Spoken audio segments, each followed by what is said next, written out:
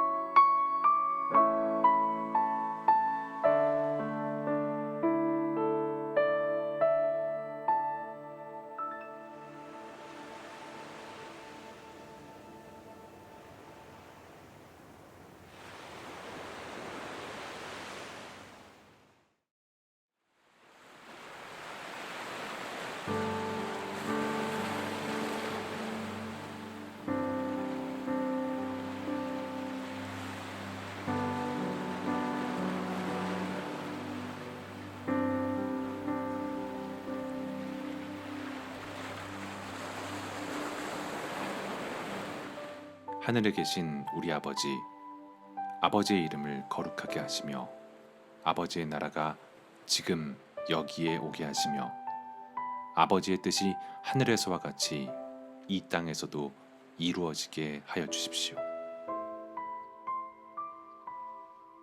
오늘 우리에게 일용할 양식을 주세요. 겨울에 강한 추위에 떨고 있는 우리에게, 일자리에서도 차별을 받으며 고통당하는 우리에게, 지금도 전쟁 속에서 치열하게 싸우고 있는 우리에게, 외롭고도 힘든 상황 속에 처한 우리에게 일용할 양식을 주세요. 하나님, 전라남도에서는 물 부족으로 인해서 많은 사람들이 걱정하고 있습니다. 뿐만 아니라 전 세계적으로 환경 문제로 인해 많은 사람들이 공포에 떨거나 굶주리거나 아파하고 있습니다. 이것은 남의 문제가 아니라 우리의 문제입니다. 함께 두려워하며 고통스러워하고 아파하는 공감의 마음을 주세요. 그리고 하나님께서 주신 환경을 아끼며 이 문제를 지혜롭게 해결해 나가는 우리가 되게 해 주세요. 또한 우리가 우리에게 잘못한 사람을 용서하여 준 것 같이 우리 죄를 용서하여 주시고 날마다 우리를 고난과 유혹에 빠지지 않게 하시고 악에서 구하여 주십시오. 모든 나라와 권능과 영광이 영원히 아버지의 것입니다. 아멘.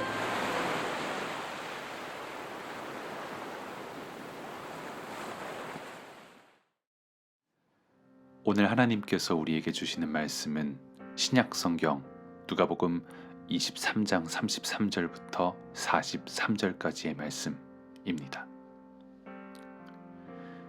그들은 해골이라 하는 곳에 이르러서 거기서 예수를 십자가에 달고 그 죄수들도 그렇게 하였는데 한 사람은 그의 오른쪽에 한 사람은 그의 왼쪽에 달았다. 그때 예수께서 말씀하셨다. 아버지, 저 사람들을 용서하여 주십시오. 저 사람들은 자기네가 무슨 일을 하는지를 알지 못합니다. 그들은 제비를 뽑아서 예수의 옷을 나누어 가졌다.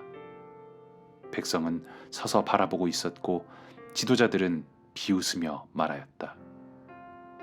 이 자가 남을 구원하였으니 정말 그가 택하심을 받은 분이라면 자기나 구원하라지. 병정들도 예수를 조롱하였는데 그들은 가까이 가서 그에게 신 포도주를 들이대면서 말하였다. 네가 유다인의 왕이라면 너나 구원하여 보아라. 예수의 머리 위에는 이는 유대인의 왕이다. 이렇게 쓴 죄패가 붙어 있었다. 예수와 함께 달려있는 죄수 가운데 하나도 그를 모독하며 말하였다. 너는 그리스도가 아니냐? 너와 우리를 구원하여라.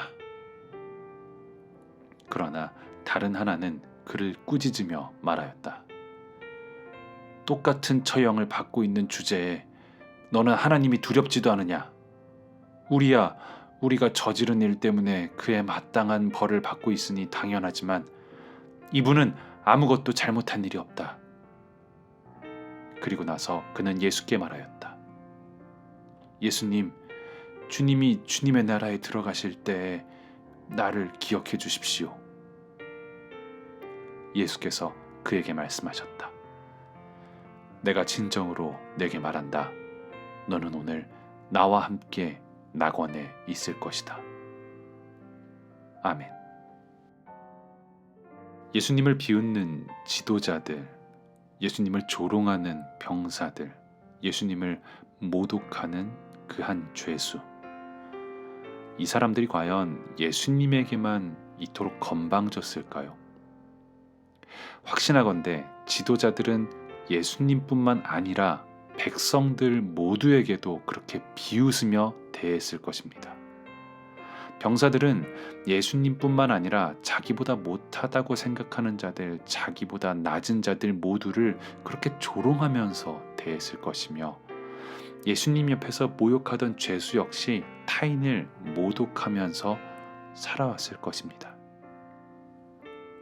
예수님에 대한 특별한 증오라기보다는 평소에 이들이 갖고 있었던 이웃에 대한 마음, 타인을 대하는 태도가 예수님에게도 자연스럽게 드러난 것일 뿐이죠. 이웃에 대한, 타인에 대한 교만한 마음. 내가 너보단 낫다. 너 따위가 감히? 네가 뭔데? 기본적으로 이런 마음들이 마음을 가득 채우고 있었던 사람들이죠. 그리고 이런 사람들은 지금 여전히 많습니다. 국민을 우습게 여기는 지도자들이나 노동자를 모욕하는 경영인이나 똑같은 자리에 앉아서도 그래도 내가 너보다는 낫지, 야 그건 네가 잘못한 거야 라고 말하는 자들, 예수님은 너희 중에 가장 작은 자 하나에게 한 것이 나에게 한 것과 같다고 말씀하셨습니다. 이 사람들은 예수님을 그렇게 대하고 있는 거죠. 그런 면에서 우리는 지금도 우리 가운데 함께 살고 계신 또 다른 예수님들을 함부로 대하는 세대에 살고 있습니다.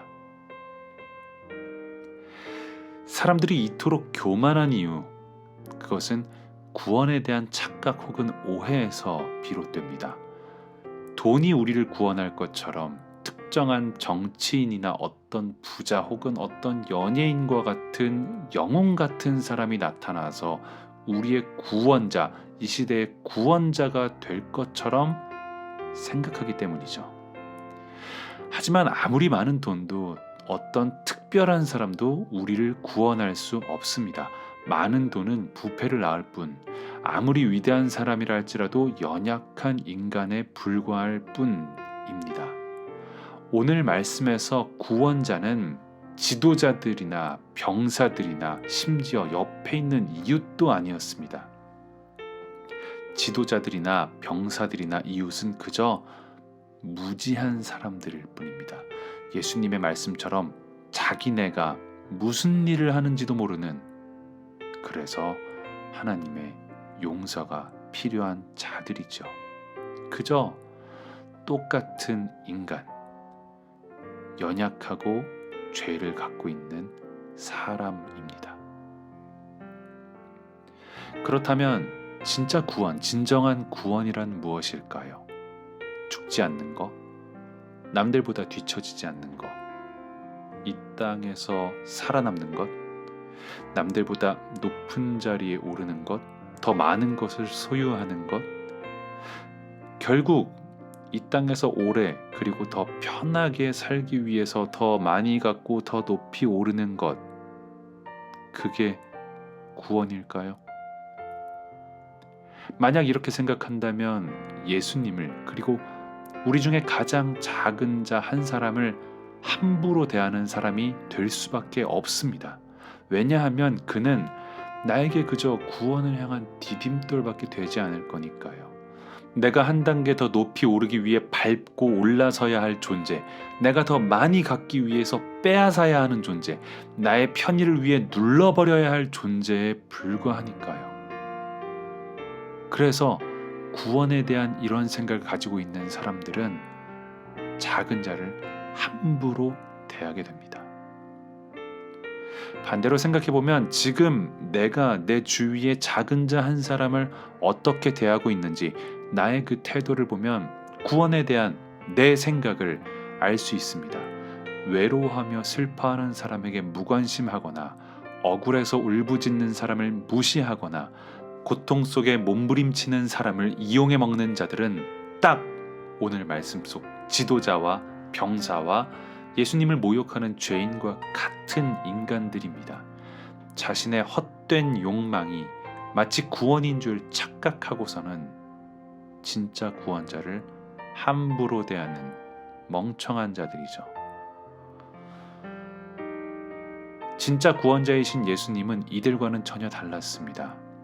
예수님은 인간의 현실, 비참한 죄인의 현실 밖에 계시면서 손에 피 한 방울, 살에 생채기 하나 없이 우리를 구원하지 않으셨습니다. 예수님은 우리의 고통스러운 현실, 아무도 비명을 듣지 못하는 외로운 현장 속에 들어오셔서 함께 소리를 지르십니다. 너무나도 고통받으며 죽어가는 현장에 함께 하시며 우리의 현실 속에 들어오십니다. 이 현실 속에서 같이 눈물 흘리시고 함께 힘들어 하시며 우리를 공감하시고 우리와 함께 하십니다. 그런데 이 모든 고통을 함께 하시는 것에서만 그치지 않으시고 우리보다 더 아래에 엎드리셔서 우리가 당신을 밟고 올라갈 수 있도록, 우리가 당신의 생명을 받아서 살아갈 수 있도록 그렇게 해서 우리를 구원하십니다. 이게 진짜 구원이며 이분이 바로 진짜 구원자이십니다. 우리는 지도자들, 병사들, 그리고 모욕하는 죄인이 아닌 예수님 옆에 있는 또 다른 죄수에게 주목해야 합니다. 이 사람은 자기 자신을 잘 알고 있습니다. 우리가 저지른 일 때문에 그의 마땅한 벌을 받고 있으니 당연하다라는 말에서 알 수 있듯 자신이 죄인이며 이 고통이 합당하다고 생각하고 있습니다. 마찬가지로 우리도 죄인입니다. 이 세상을 살면서 고통이 따르고 참 기쁨을 누리기 위해서는 인내해야만 하는 삶을 사는 그저 인간입니다.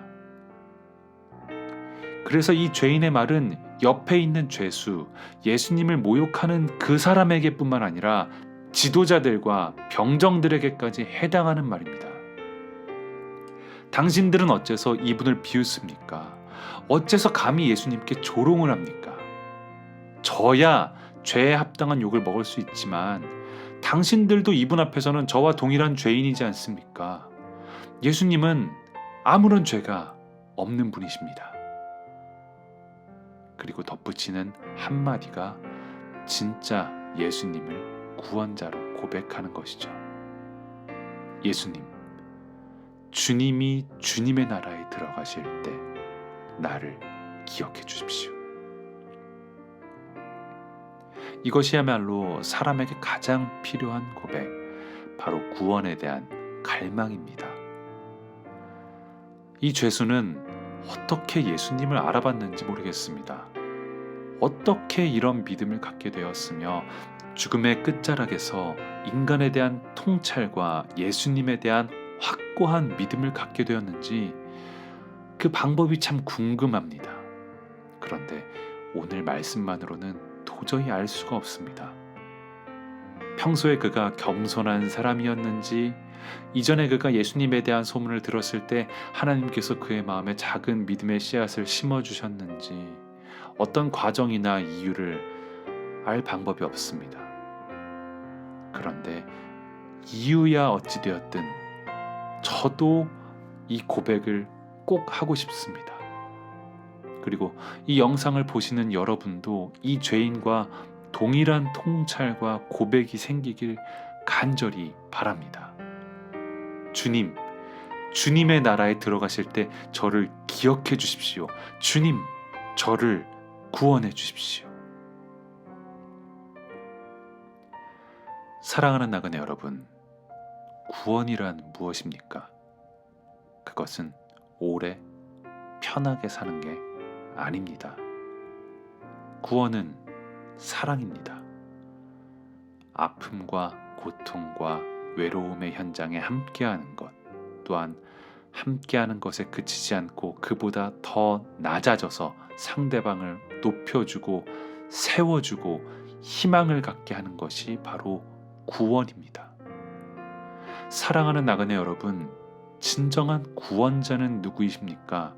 우리의 구원자는 특정한 권력자나 부자나 어떤 사람도 아니요, 돈도 아니고 우리 중에 가장 연약한 사람, 가장 작은 자 한 사람이 바로 우리의 구원자이십니다.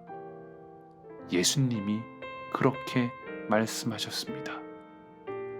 그와 함께하는 자리에 예수님이 계시기에 우리도 그 자리에 찾아가야 합니다. 이것이 바로 오늘 말씀 속에 예수님께 자신을 기억해달라고 말했던 그 죄인의 모습입니다.